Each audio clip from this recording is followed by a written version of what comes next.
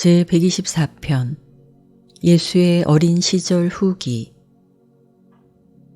갈릴리보다 알렉산드리아에서 예수가 학교에 다니는 더 좋은 기회를 누렸을지 모르지만 거기서는 최소의 교육 안내를 받고 자신의 생활 문제를 풀어나가고 동시에 문명 세계의 모든 구석으로부터 그렇게 온갖 등급의 많은 남녀와 항상 접촉하는 큰 이점을 누리는 그러한 빛나는 환경을 가질 수 없었을 것이다. 알렉산드리아에 남았더라면 그의 교육은 유대인들이 순전히 유대인 방식으로 지도했을 것이다. 나사렛에서 그는 이방인들을 이해하기 위하여 그를 좀 더 적절하게 준비시키는 교육을 확보하고 훈련을 받았으며 이것은 그에게 히브리 신학의 동부 즉 바빌로니아 관점과 서부 즉 헬라 관점의 비교적 장점에 대하여 더 낮고 균형된 생각을 주었다. 1. 예수가 9살 되던 해 가로 열고 서기 3년 가로 닫고. 예수가 언제라도 몹시 아팠다고 도저히 말할 수 없어도 남동생들과 아기 여동생과 함께 이 해에 그는 어린 시절에 하찮은 병을 얼만큼 앓았다. 학교는 계속되었고 그는 아직도 총애를 받는 학생이었으며 달마다 한 주 동안 자유로웠다. 그는 아버지와 함께 이웃 여러 도시에 여행하는데 그리고 나사렛 남쪽의 삼촌의 농장에서 머무르고 막달라로부터 고기잡이하는 나들이에 시간을 계속 똑같이 나누었었다. 학교에서 여태까지 닥친 가운데 가장 심각한 문제는 늦겨울에 일어났는데 이때 모든 형상, 그림, 펜화가 우상 숭배의 성질이 있다는 가르침에 대하여 예수는 하잔에게 감히 대들었다. 예수는 도공의 진흙으로 아주 다채로운 대상을 빚는 것뿐 아니라 풍경화 그리기를 좋아했다. 그런 종류는 모두 유대인의 율법에 엄격히 금지되었지만 이때까지 이 활동을 계속하도록 부모가 놓아둘 정도로 예수는 부모의 반대를 적당히 누그러뜨렸다. 그러나 학교에서는 소동이 다시 일고 있었는데 이때 뒤에 처진 생도들 가운데 하나가 교실 마룻바닥에 예수가 목탄으로 선생의 그림을 그리고 있음을 발견했다. 낮과 같이 명백하게 그 그림이 있었다. 여러 장로가 보았고 그리고 나서 그 위원회가 요셉을 호출하고 율법을 무시하는 마다들의 성향을 억제하기 위하여 무엇인가 해야 한다고 요구했다. 요셉과 마리아의 다능하고 적극적인 아이가 하는 일에 대하여 불평이 들어온 것은 이번이 처음이 아니었지만 이것은 지금까지 그에 대하여 취해진 모든 고발 가운데 가장 심각했다. 예수는 바로 뒷문 바깥에 큰 바위에 앉아서 그의 예술적 노력에 대한 고발에 얼마 동안 귀를 기울였다. 잘못이라 주장되는 행동 때문에 그들이 아버지를 탓하는 것을 그는 분개했다. 그래서 그는 씩씩하게 들어가서 고발하는 자들과 겁없이 맞섰다. 장로들은 혼란에 빠졌다. 더러는 그 에피소드를 익살스럽게 보려는 경향이 있었지만 한편 하나나 둘은 그 소년이 신성을 모독하지는 않더라도 거룩한 것을 무시한다고 생각하는 듯했다. 요셉은 어찌할 바를 몰랐고 마리아는 분개했지만 예수는 말할 기회를 달라고 했다. 그는 하고 싶은 말을 했고 용감히 그의 관점을 변호했다. 지극한 자제력을 가지고 논쟁이 되는 모든 다른 문제와 마찬가지로 그는 이 문제에서 아버지의 결정에 따르겠다고 선언했다. 장로위원회는 말없이 떠났다. 마리아는 예수가 이 의심스러운 활동 가운데 어느 것도 학교에서 행하지 않는다고 약속하는 조건으로 예수가 집에서 진흙 빚기를 허락하도록 요셉에게 영향을 미치려 했었지만 요셉은 둘째 계명에 관한 랍비의 해석이 지배해야 한다고 판정할 수밖에 없다고 느꼈다. 그래서 그는 그날부터 아버지 집에서 사는 동안 어떤 것의 모습도 더 이상 그리거나 만들지 않았다. 그러나 자기가 한 일이 잘못이라고 확신하지 않았고 아주 좋아하는 그러한 오락을 포기하는 것은 어린 시절의 큰 시련의 하나였다. 6월 후반에 예수는 아버지를 동반하여 처음으로 타볼산 꼭대기에 올랐다. 이날은 맑았고 경치는 훌륭했다. 9살 먹은 이 소년에게는 그가 인도, 아프리카, 로마를 빼고 온 세계를 정말로 바라본 듯했다. 예수의 둘째 여동생 마르다가 9월 13일 목요일 밤에 태어났다. 마르다가 태어나고 3주가 지나서 집에 한동안 있던 요셉은 집에 덧붙인 건물을 짓기 시작했는데 이것은 통틀어서 작업장이자 침실이었다. 예수를 위해서 작은 작업 벤치가 만들어졌고 처음으로 그는 자신의 연장을 소유했다. 여러 해 동안 남는 시간에 그는 이 벤치에서 일했고 멍에를 만드는데 상당히 솜씨가 좋아졌다. 이 해와 이듬해 겨울은 나사렛에서 몇십 년 만에 가장 추웠다. 예수는 산에서 눈을 보았고 이전에 몇 번이나 나사렛에 눈이 왔는데 잠시 동안만 땅에 남아 있었다. 그러나 이번 겨울까지 얼음을 본 적이 없었다. 물이 고체, 액체, 증기로 있을 수 있다는 사실은 물 끓는 냄비에서 달아나는 수증기에 대해서 오랫동안 생각해 보았는데 물리적 세계와 그 구성에 대하여 소년으로 하여금 많이 생각하게 만들었다. 그래도 자라는 이 소년 속에 담겨진 인격은 여태까지 방대한 한 우주에 두루 이 모든 것을 실제로 창조하고 조직한 분이었다. 나사렛의 기후는 혹독하지 않았다. 1월이 가장 추운 달이었고 기온은 평균 화씨 약 50도였다. 7월과 8월이 가장 더운 달이었고 그때 기온은 화씨 75도에서 90도까지 변하곤 했다. 산맥에서부터 요단강과 사해 계곡까지 팔레스타인의 기후는 몹시 추운 날씨로부터 바짝 타는 기후에 이른다. 그래서 어떤 면에서 유대인들은 세계에 변화하는 기후지대에 어디서나 살도록 준비가 되었다. 가장 더운 여름 몇 달 동안에도 시원한 바닷바람이 보통 아침 10시부터 저녁 10시쯤까지 서쪽으로부터 불었다. 그러나 이따금 무서운 더운 바람이 동쪽 사막으로부터 온 팔레스타인에 불어닥치곤 했다.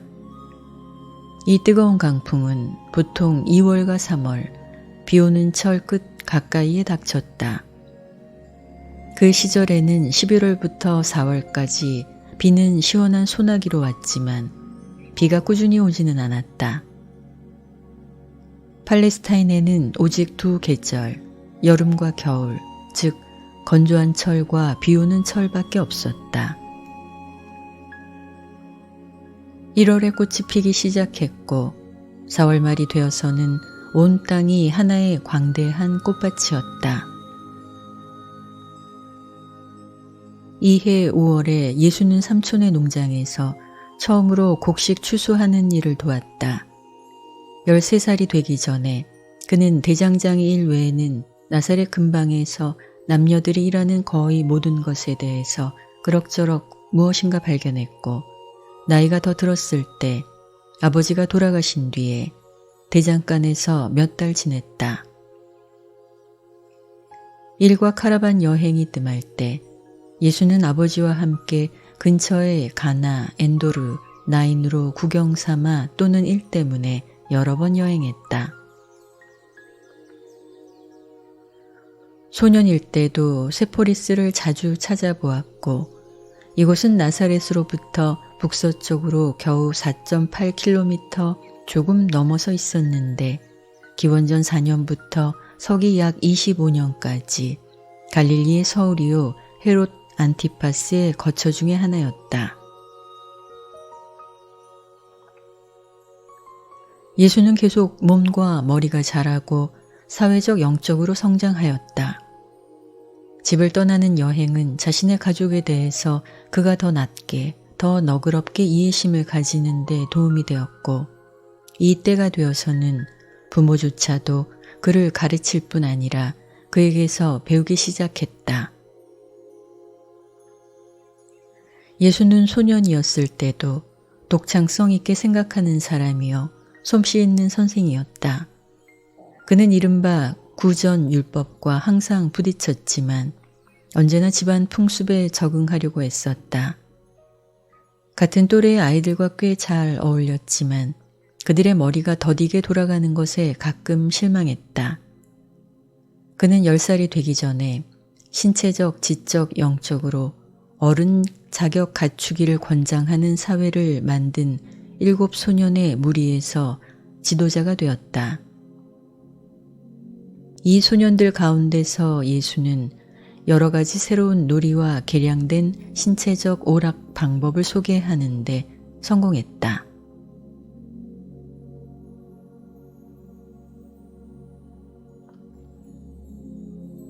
2.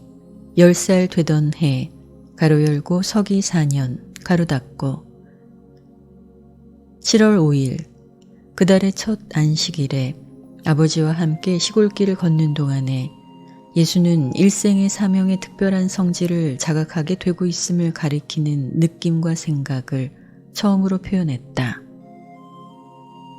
요셉은 아들의 중대한 말을 주의 깊게 들었지만 거의 아무 논평도 하지 않았다. 그는 아무 정보도 자진해서 주지 않았다. 이튿날 예수는 어머니와 함께 비슷하지만 더 긴 이야기를 나누었다. 마리아도 마찬가지로 소년의 선언을 들었지만 아무 정보도 자청해서 주지 않았다. 그의 성격과 땅에서 그의 사명의 특징에 관하여 자신의 의식 안에서 커지는 이 계시에 대하여 부모에게 예수가 다시 말을 꺼내기까지는 거의 2해가 흘렀다. 8월에 그는 회당의 상급 학교에 들어갔다. 학교에서 끈질기게 묻는 물음으로 말미암아 항상 말썽을 일으켰다. 갈수록 더 그는 온 나사렛을 얼만큼 시끄럽게 만들었다. 부모는 찬물 끼얹는 이 여러 질문을 그만두라고 하기 싫었고 그의 주요 선생은 소년이 보인 호기심, 통찰력, 지식 욕구 때문에 도무지 어찌할 바를 몰랐다. 예수의 놀이 친구들은 그의 행동에서 아무런 초자연적인 것을 보지 못했고 대부분의 면에서 그는 그들과 아주 비슷했다. 공부에 대한 관심은 평균이 넘었지만 온통 특별하지는 않았다. 반에서 다른 학생들보다 그는 더 많이 질문을 던지기는 했다. 아마도 가장 특별하고 뛰어난 특성은 그의 권리를 위해서 싸우려 하지 않는 것이었다. 나이로 보아서 아주 잘 발육된 소년이었기 때문에 불공평이나 개인적 모욕을 받았을 때에도 자신을 방어하기 싫어한 것이 놀이 친구들에게 이상하게 보였다. 우연하게도 이 특성 때문에 크게 괴롭힘을 받지 않았는데 이는 그가 1살 더 먹은 이웃 소년 야곱과 친구였기 때문이었다.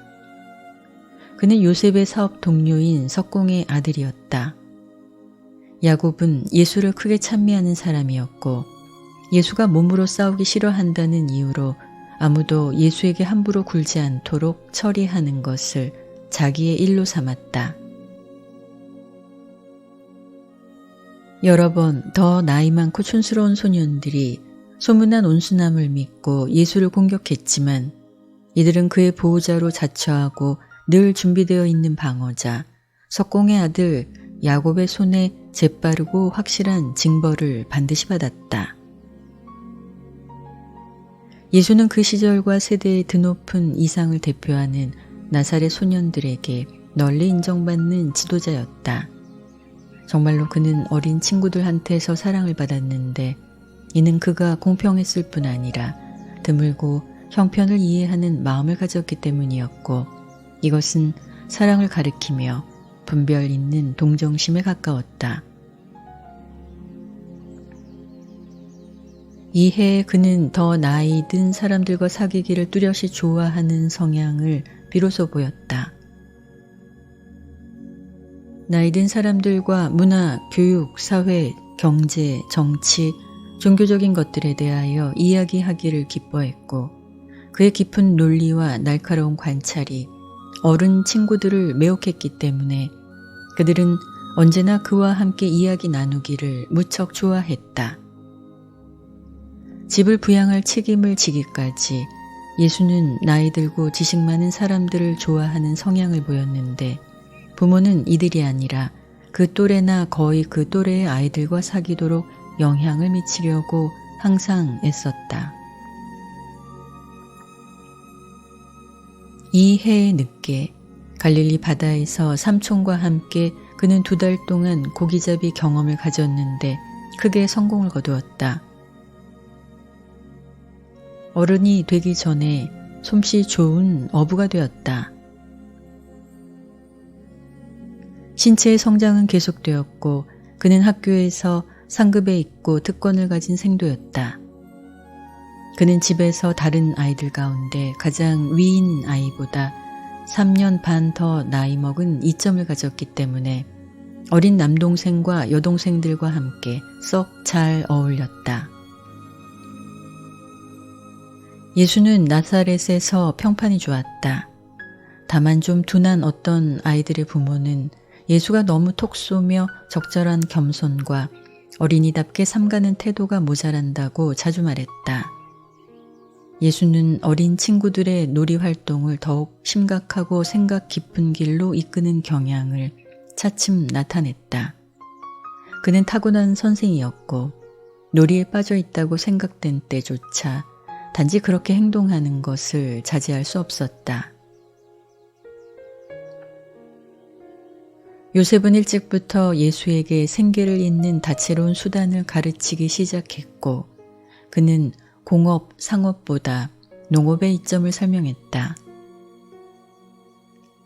갈릴리는 유대보다도 더 아름답고 번영하는 지역이었고 거기서 사는 것은 예루살렘과 유대에서 사는 것에 겨우 4분의 1쯤 비용이 들었다. 갈릴리는 농사짓는 마을과 번성하는 산업 도시들이 있는 지방이었고 인구가 5천이 넘는 마을이 200개 넘고 1만 5천이 넘는 도시를 30개 포함했다. 갈릴리 호수에서 고기잡이 산업을 살펴보려고 아버지와 처음 여행을 갔을 때 예수는 어부가 되려고 거의 마음 먹다시피 하였다. 그러나 나중에 아버지의 직업과 가까운 관계가 그에게 목수가 되도록 영향을 미쳤고 더 나중에는 여러 영향이 섞여 새로운 체제의 종교 스승이 되는 마지막 선택으로 그를 이끌었다. 3. 11살 되던 해 가로 열고 서기 5년 가로 닫고 이 한 해 동안 내내 소녀는 아버지와 함께 집을 떠나는 여행을 계속했지만 또한 삼촌의 농장을 자주 찾아보았고 이따금 막달라로 가서 그 도시에 본부를 둔 삼촌과 함께 고기잡이에 들어갔다. 요셉과 마리아는 예수에게 어떤 특별한 편애를 보이거나 아니면 그가 약속의 아이, 운명의 아들이라는 것을 안다고 털어놓고 싶은 유혹을 가끔 받았다. 그러나 부모는 이 모든 문제에서 특별히 지혜롭고 현명했다. 어떤 방법으로 그에게 조금이라도 어떤 편애를 보인 몇 번 안 되는 경우에 소녀는 모든 그러한 특별한 배려를 재빨리 물리쳤다.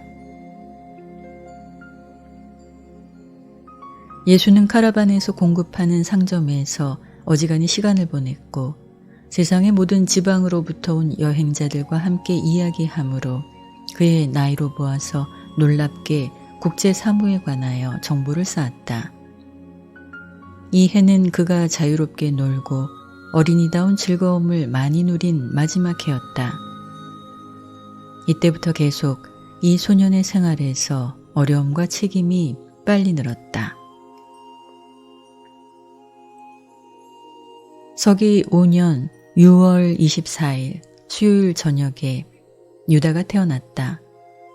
이 7째 아이의 출생에 연결된 병들이 뒤따랐다. 마리아가 몇 주 동안 몹시 아파서 요셉이 집에 남아 있었다. 예수는 아버지를 위한 심부름과 어머니의 심각한 병 때문에 일어난 여러 가지 의무로 아주 바빴다. 이 소녀는 다시 어린 시절의 아이 같은 자세로 돌아가기가 불가능함을 발견했다. 어머니가 아플 때부터 그가 11살이 막 되기 전에 그는 맏아들의 책임을 졌고 이 짐이 그의 어깨에 정상으로 지워졌어야 하는 것보다 만 1년이나 2년 앞서 이 모든 일을 해낼 수밖에 없었다. 하자는 예수와 함께 한 주의 하루 저녁을 보냈고 히브리 성서를 통달하도록 도왔다. 그는 싹이 보이는 생도의 진보에 크게 관심을 가졌다. 그래서 예수를 여러 면에서 가까이 도왔다. 이 유대인 훈장은 성장하는 이 지성에게 큰 영향력을 미쳤지만 학식 있는 랍비들 밑에서 공부를 계속하려고 예루살렘으로 가는 전망에 대하여 내민 온갖 제안에 어째서 예수가 그토록 무관심했는가 결코 이해할 수 없었다. 5월 중순경에 소녀는 스키토폴리스까지 사업 여행에 아버지를 따라갔는데 이곳은 데카폴리스의 주요한 그리스 도시이며 또한 베스슈안의 고대 히브리인 도시였다. 가는 길에 요셉은 사울 왕과 블레셋인들의 오랜 역사의 상당한 부분, 그 뒤에 이스라엘의 시끄러운 역사의 사건들을 일러주었다. 예수는 이른바 이 이방인 도시의 깨끗한 모습, 가지런히 정돈된 배열에 엄청나게 감명을 받았다. 그는 노천 극장을 보고 감탄하고 이교도의 신들을 예배하는 데 바쳐진 아름다운 대리석 성전을 찬미했다.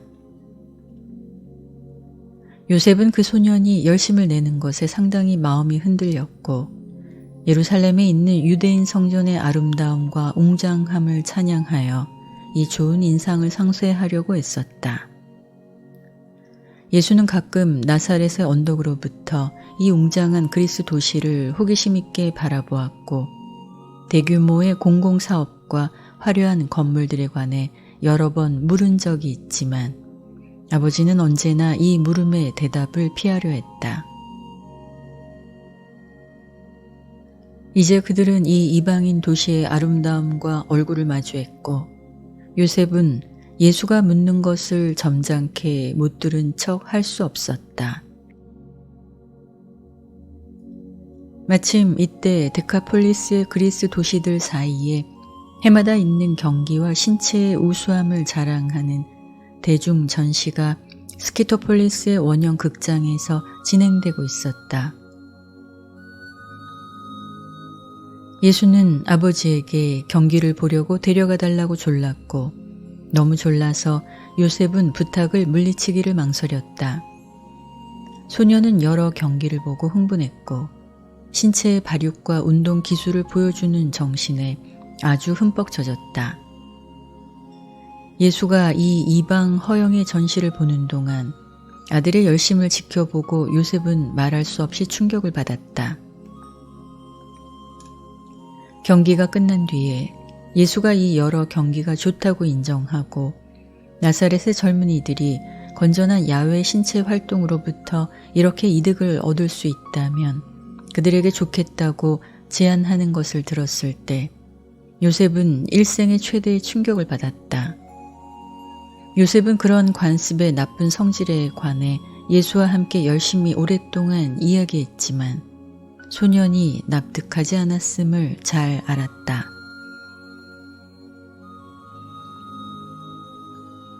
아버지가 그에게 성난 것을 예수가 꼭 한번 본 것은 그날 밤 여인숙에 그들의 방에서 토론하던 과정에서 소년이 유대인 사상의 경향을 아주 까마득하게 잊고 집으로 돌아가서 나사렛에서 원형 극장을 짓기 위해 일할 것을 제안했을 때였다. 이 마다들이 유대인답지 않은 그런 감정을 나타내는 것을 들었을 때 요셉은 평상시의 차분함을 잊어버리고 예수의 어깨를 잡고 성이 나서 소리를 질렀다. 아들아, 내가 살아있는 동안 그런 나쁜 생각을 입 밖에 내는 것을 다시는 듣고 싶지 않구나. 예수는 아버지가 역정을 내시는데 깜짝 놀랐다. 결코 전에는 아버지가 분개하면서 몸소 따끔하게 쏘는 것을 느끼게 된 적이 없었고 그는 말할 수 없이 놀라고 충격을 받았다. 그는 다만 대답했다. 좋아요 아버지, 그렇게 하지요. 아버지가 살아계신 동안 그리스인들의 경기와 기타 체육 활동을 소녀는 조금도 다시 비치지 않았다. 나중에 예수는 예루살렘에서 그리스인의 원형 극장을 보았고 유대인의 관점에서 그런 것들이 얼마나 싫은 것인가 알았다. 그런데도 일생을 통해서 내내 그의 개인 계획에 그리고 유대인의 풍습이 허락하는 한 12사도를 위하여 후일의 정규 활동 계획에 건전한 오락관념을 도입하려고 애썼다. 11살 되던 이해 끝에 예수는 활기에 넘쳐있고 잘 자랐으며 적당히 익살이 있고 썩 명랑한 소년이었다. 그러나 이 해부터 계속 깊이 생각에 잠기고 골똘히 생각하는 특이한 시간을 보내는데 자꾸 빠졌다. 어떻게 가족에 대한 의무를 수행하고 동시에 세상에 대한 사명의 요청에 복종할 것인가에 관해 많은 생각에 빠졌다. 그가 베푸는 봉사가 유대 민족을 개선하는 데 한정될 것이 아님을 이미 깨달았다.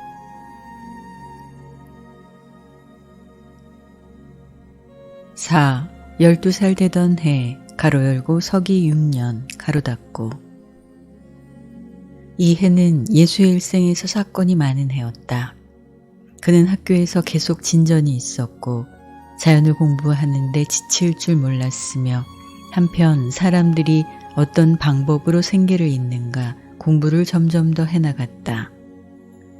그는 집에 있는 목수 작업장에서 정규직으로 일하기 시작했고 자신이 번 돈을 관리하라고 허락되었는데 이 조치는 유대인 가정에서 아주 보기 드문 일이었다. 이 해에 또한 그런 일을 가족에게 비밀로 하는 지혜를 배웠다. 그는 마을에서 어떤 방법으로 문제를 일으켰는가 의식하게 되었고 그때부터 동료들과 다르게 여기도록 만들까 싶은 것을 모두 감추는데 갈수록 더 신중하게 되었다. 이 해 내내 그의 사명의 성질에 관해서 실제로 의심하지는 않더라도 불확실한 기간을 여러 번 겪었다. 자연스럽게 성장하는 그의 인간 지성은 이중 성품의 실체를 아직 제대로 깨닫지 못했다. 그가 단일 성격을 가졌다는 사실이 바로 그 성격과 결합된 성품을 구성하는 요소들이 이중 기원이 있다는 것을 그의 의식이 깨닫기 힘들게 만들었다. 이때부터 계속 그는 동생들과 어울리는데 더 나아졌다.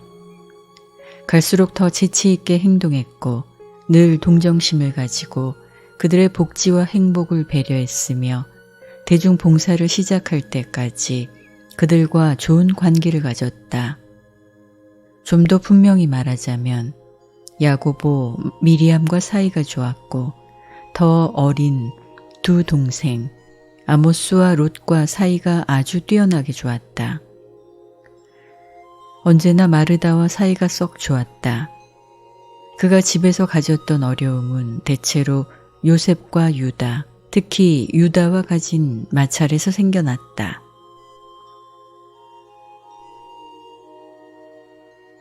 전례 없는 이 신성, 인성의 조합을 기르는 일을 떠맡은 것은 요셉과 마리아에게 벅찬 체험이었고 그들은 부모 책임을 아주 충실하고 성공적으로 이행한 공로를 크게 인정받아야 마땅하다.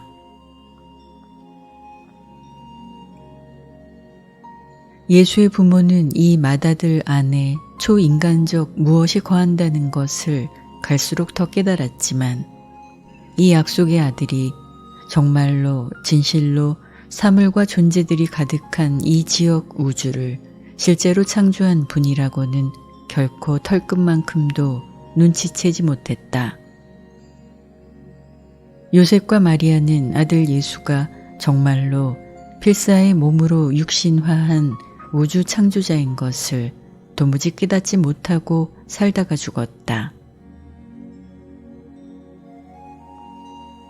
이 해에 예수는 여느 때보다 음악에 주의를 더 기울였고 동생들을 위해서 집에서 공부를 줄곧 가르쳤다. 그의 사명의 성질에 관해 요셉과 마리아의 관점이 차이가 있음을 소년이 날카롭게 의식하게 된 것은 이 무렵이었다. 그는 부모의 다른 의견들을 곰곰이 생각해 보았고 그가 깊이 잠들었다고 생각되었을 때 가끔 부모가 의논하는 것을 들었다. 갈수록 더 그는 아버지의 관점으로 기울었다. 그래서 그의 생애와 상관 있는 문제에서 어머니는 차츰 아들이 자기의 안내를 물리침을 깨닫고 마음이 아프게 되도록 예정되어 있었다. 해가 지남에 따라서 이 이해의 차이가 벌어졌다. 예수의 사명의 중요성에 대하여 마리아가 이해하는 것은 점점 줄어들었고 가장 아끼는 아들이 자기가 기쁘게 기대하는 것을 채워주지 못해서 이 착한 어머니는 갈수록 더 마음을 상했다. 요셉은 예수의 사명이 영적 성질을 가졌다는 것을 차츰 더 믿게 되었다. 다른 더 중요한 이유가 아니었다면 예수가 땅에서 자신을 수여한 데 대한 그의 개념이 실현되는 것을 그저 살아서 볼 수 없었다는 것은 유감인 듯하다.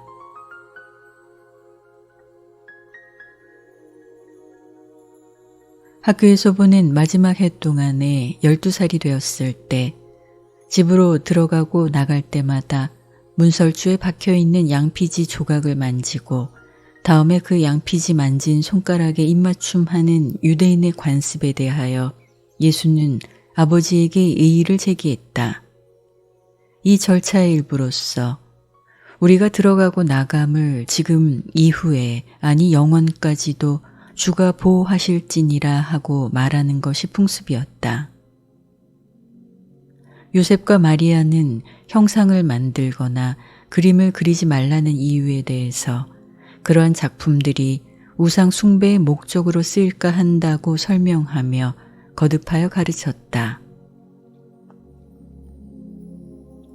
그들이 형상이나 그림을 금지한 까닭을 예수는 완전히 알아듣지 못했지만 그는 높은 일관성 개념을 가졌고 따라서 문설주의 양피지에 버릇으로 이렇게 복종하는 것이 본질적으로 우상 숭배의 성질이 있다고 아버지에게 지적했다. 예수가 이렇게 아버지한테 항의한 뒤에 요셉은 그 양피지를 없애버렸다.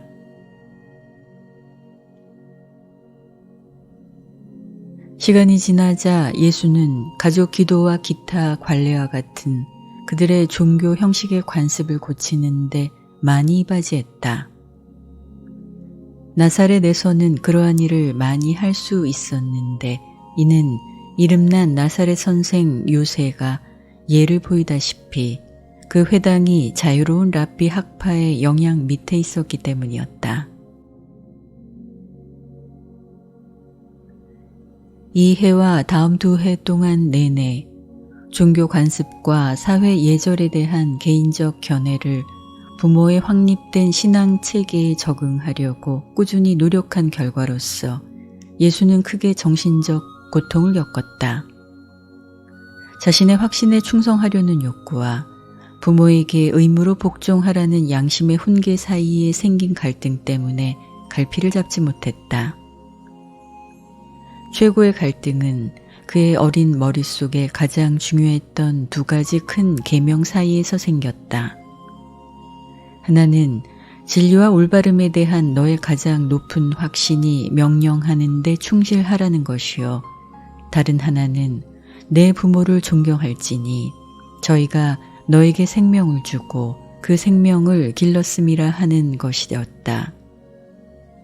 그러나 사람의 개인적 확신, 가족에 대한 의무에 충성하는 이 분야들 사이에 하루하루 필요한 대로 적응하는 책임을 그는 결코 피하지 않았고 개인의 확신과 가족에 대한 의무를 갈수록 조화되게 섞어서 충성, 공정, 관용, 사랑의 기초를 둔 훌륭한 집단 단결성의 개념으로 만드는 만족감을 얻었다.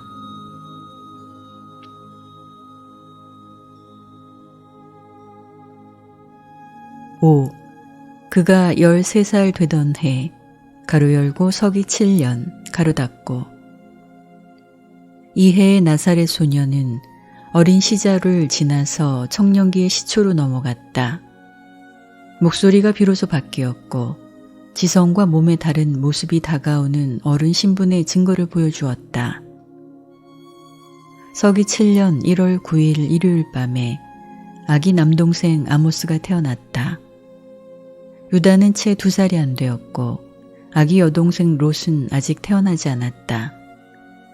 그래서 아버지가 다음 해에 사고로 죽게 되었을 때 예수는 어린 아이들로 이루어진 큰 가족을 보호하고 있었음을 알 수 있다. 땅에서 사람을 깨우치고 하나님을 드러내기 위하여 사명을 행할 운명을 가졌음을 예수가 인간으로서 확신하게 된 것은 2월 중순 무렵이었다. 멀리 미치는 계획과 함께 중대한 결정이 이 소년의 머릿속에서 모습을 갖추고 있었고 그는 겉으로 보아서 나사렛의 보통 유대인 소년이었다. 이 모든 것이 이제 청년기에 접어든 목수의 아들의 생각과 행동에서 비로소 펼쳐지자 온 네바돈의 지적 생명이 황홀하고 논란 가운데 바라보았다.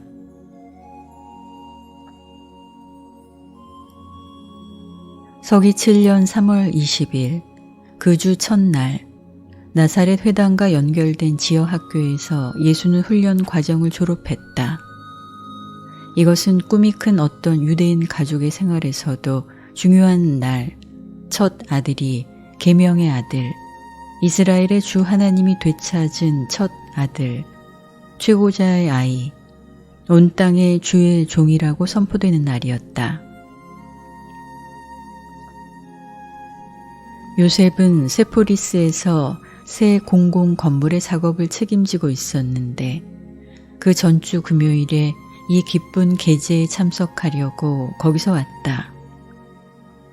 예수의 선생은 재빠르고 부지런한 생도가 어떤 뛰어난 생에 어떤 탁월한 사명에 예정되어 있다고 굳게 믿었다.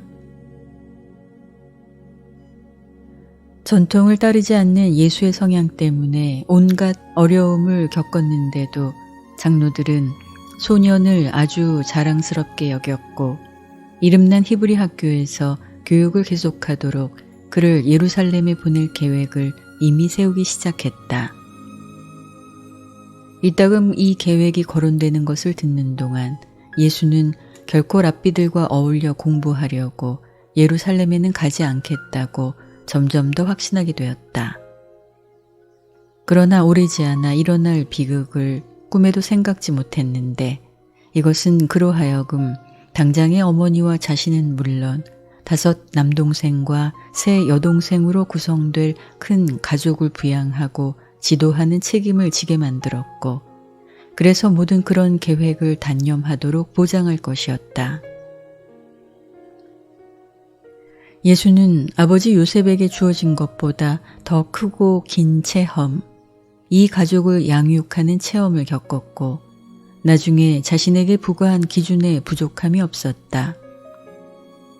그것은 너무 갑자기 슬픔에 휩쓸리고 너무 뜻밖의 아버지를 잃은 이 가족, 그의 가족에게 현명하고 참을성과 이해심이 있고 유능한 선생이자 큰 형이 되는 것이었다.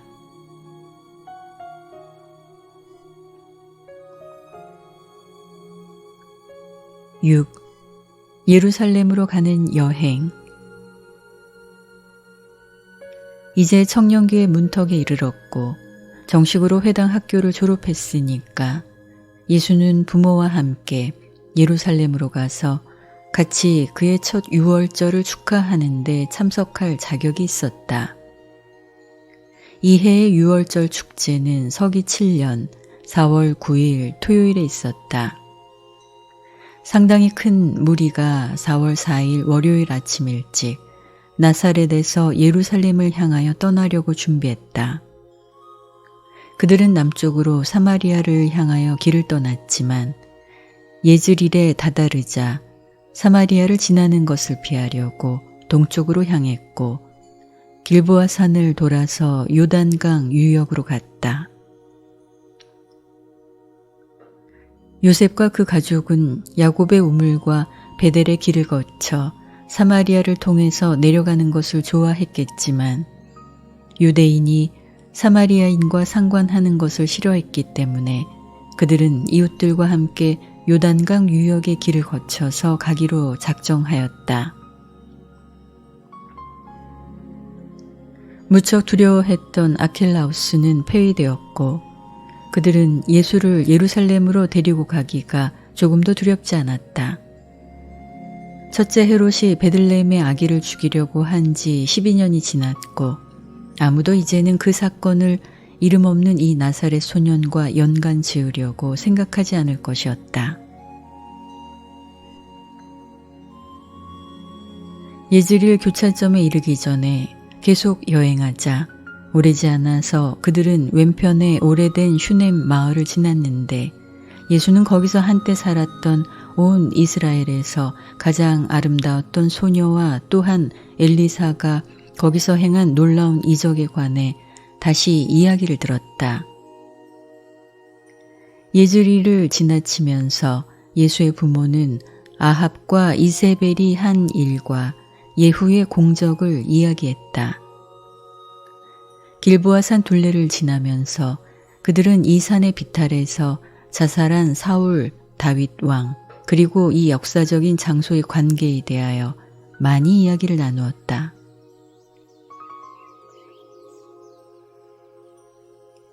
길보아 산 밑동을 돌면서 순례자들은 바른 쪽에 그리스 도시 스키토폴리스를 볼 수 있었다. 멀리서 대리석 구조를 바라보았지만 스스로를 더럽혀서 예루살렘에서 다가오는 유월절에 엄숙하고 신성한 예식에 참석할 수 없게 될까 두려워 그들은 이방 도시에 가까이 가지 않았다. 마리아는 어째서 요셉이나 예수가 스키토폴리스에 대해서 입을 열려 하지 않는지 이해할 수 없었다. 마리아는 그 전해에 그들이 논쟁한 것을 몰랐고 그들이 이 에피소드를 마리아에게 털어놓은 적이 없기 때문이다. 길은 이제 열대인 요단강 유역 밑으로 바로 이끌었고 사해를 향해 흘러내려가면서 반짝이며 물결이 찰랑거리고 구부러지고 늘 굽이치는 요단강이 예수의 놀라워하는 눈에 드러나게 되었다. 이 열대의 골짜기에서 남쪽으로 여행하면서 그들은 겉옷을 벗어 제치고 화려한 곡식밭과 분홍꽃이 잔뜩 핀 아름다운 올리엔더를 보고 즐겼다. 한편 꼭대기에 눈이 덮인 거대한 헤르몬산이 북쪽에 멀리 서서 웅장한 모습으로 이 역사적인 골짜기를 내려다보았다. 스키토폴리스의 맞은편으로부터 3시간 남짓 여행하자 그들은 부글부글 솟아오르는 샘물에 다다랐고 여기서 그들은 밤 동안 별이 빛나는 하늘 아래서 텐트를 쳤다. 여행하던 이틀째 그들은 야복강이 동쪽으로부터 요단강으로 흘러 들어가는 곳을 지났고 이 강 유역을 동쪽으로 보면서 기드온 시절의 이야기를 했는데 이때 미디안인들은 그 땅에 퍼지려고 이 지역으로 쏟아져 들어왔다. 이틀째 여행하던 끝에 그들은 요단강 유역을 내려다보는 가장 높은 산 사르타바 산 밑 가까이에서 텐트를 쳤다. 이 산 꼭대기는 알렉산드리아의 요새가 차지했고 거기서 헤롯은 아내들 가운데 하나를 감옥에 가두었고 목 졸려 죽은 두 아들을 땅에 묻었다. 셋째 날에 그들은 헤롯이 최근에 지은 두 마을을 지났고 그 우수한 건축과 아름다운 야자나무 동산을 눈여겨보았다. 밤이 되기까지 예리고에 이르렀고 거기서 아침까지 머물렀다. 그날 저녁에 요셉과 마리아와 예수는 2.4km 걸어서 고대의 여리고터로 갔는데 유대인의 전통에 따르면 거기서 요수아가 소문난 공훈을 세웠고 예수의 이름은 그의 이름을 따서 지었다. 넷째 날이며 여행의 마지막 날이 되어서는 도로가 이어진 순례자들로 줄을 이루었다. 그들은 이제 예루살렘으로 이끄는 언덕을 올라가기 시작했다. 꼭대기에 가까워 오자 요단강을 건너 그 뒤에 여러 산까지 또 남쪽으로 사해의 느릿한 물을 내려다볼 수 있었다. 예루살렘까지 이르는 길의 중간쯤에서 예수는 올리브산을 처음 구경했고 요셉은 거룩한 도시가 이 산마루 바로 건너에 있다고 그에게 손가락으로 가르쳐 주었다. 그 도시와 하늘 아버지의 집을 곧 보게 된다는 즐거운 기대에 소년의 가슴은 두근거렸다. 올리브산 동쪽 비탈에서 그들은 베단이라고 부르는 작은 마을의 경계에서 쉬려고 멈추었다. 친절한 마을 사람들은 순례자들을 보살피려고 쏟아져 나왔고 마침 요셉과 그의 가족은 어느 시몬이라는 사람의 집 가까이서 머무르게 되었는데 그는 예수와 같은 또래의 아이들 셋, 마리아, 마르다, 나사로가 있었다. 그들은 마실 것을 들자고 나사렛 가족을 안으로 초청했고 그 두 가족 사이에는 일생 동안의 우정이 생겼다. 그 뒤에 여러 번 파란 많은 생애에서 예수는 이 집에 머물렀다. 그들은 길을 재촉하여 곧 올리브산 가장자리에 섰고 예수는 처음으로 거룩한 도시 허세 부리는 여러 궁전, 영감을 주는 아버지의 성전을 보았다. 예루살렘의 처음 광경을 맛보면서 4월 이날 오후에 거기 서 있는 동안 이때 그렇게 발끝까지 황홀하게 한 것처럼 그러한 순전히 인간적 흥분을 예수는 생애에서 어느 때도 겪은 적이 없었다. 후일에 바로 이 자리에 서서 또 하나의 선지자, 하늘의 선생들 가운데 마지막이자 가장 위대한 사람을 물리치려 한 그 도시 때문에 그는 눈물을 흘렸다. 그러나 그들은 서둘러 예루살렘으로 갔다. 때는 이제 목요일 오후였다. 도시에 이르자 그들은 성전을 지나쳤고 예수는 그렇게 많은 인간 무리를 본 적이 없었다. 어떻게 유대인들이 문명 세계의 가장 먼 구석으로부터 와서 여기에 모였는가 깊이 생각했다. 그들은 6월절 주간에 숙박하기 위해서 미리 마련된 장소에 곧 이르렀다. 이곳은 마리아의 어느 부유한 친척이 사는 큰 집이었고 그는 사가리아를 통해서 요한과 예수의 초기 내력에 관해 얼만큼 아는 사람이었다. 이튿날 즉 준비일에 그들은 6월절 안식일을 적절하게 축하하기 위해 준비했다.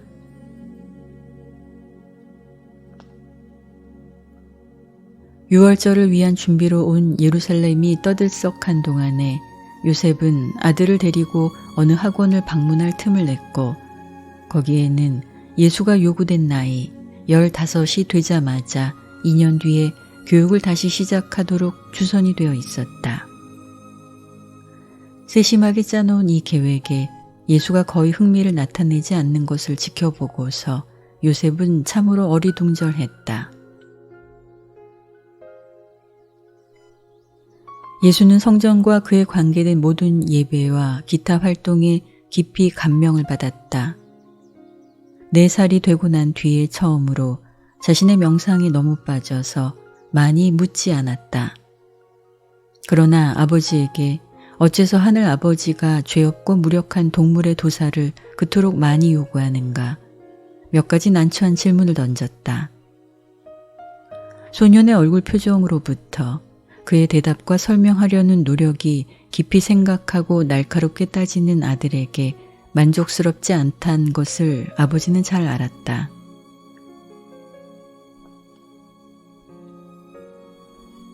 유월절 안식일 전날에 영적 빛의 큰 물결이 예수의 필사지성을 휩쓸었고 고대의 유월절 기념 행사를 축하하려고 모인 영적으로 눈 멀고 도덕적으로 무지한 군중에 대해 사랑으로 불쌍히 여기는 느낌이 그의 인간 가슴을 넘치도록 채웠다. 이날은 하나님의 아들이 육체를 입고 보낸 가장 특별한 날 중에 하나였다. 그날 밤 땅에서 살던 생애 처음으로 임마누엘에게 임명받고서 구원자별로부터 배치된 사자가 그에게 나타났다. 그 사자는 말했다. 때가 왔나이다. 당신의 아버지의 일을 비로소 할 때가 되었나이다. 그래서 나사렛 가족의 무거운 책임이 어린 그의 어깨에 떨어지기도 전에 아직 13살이 채 안 된 이 소년에게 한 우주의 책임을 비로소 다시 질 때가 왔다고 상기시키려고 이제 하늘의 사자가 도착한 것이다. 이것은 유란시아에서 아들의 자신 수혈을 마침내 완수하고 인간이자 신인 그의 어깨 위에 한 우주의 정부를 되돌려 놓은 길게 뒤이은 사건들 가운데 첫 행위였다. 시간이 지나자 육신화의 신비는 우리 모두에게 갈수록 깊이를 헤아릴 수 없게 되었다. 이 나사렛 소년이 온 네바돈의 창조자인 것을 도저히 이해할 수 없었다.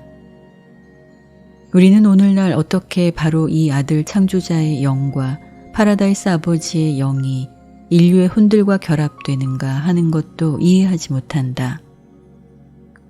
시간이 지남에 따라서 그가 육체를 입고 인생을 살지만 정신적으로 그의 어깨 위에 한 우주의 책임이 놓여 있음을 그의 인간 지성이 점점 더 깨닫는다는 것을 알 수 있었다. 이렇게 나사렛 소년의 경력이 끝나고 청년기에 들어간 그 젊은이 점점 더 자의식하는 신다운 인간의 이야기가 시작된다. 확대되는 생애의 목적을 부모가 바라는 것, 가족과 그가 사는 시대의 사회에 대한 의무와 통합하려고 애쓰면서 이제 그의 세계적 생애를 비로소 깊이 생각한다.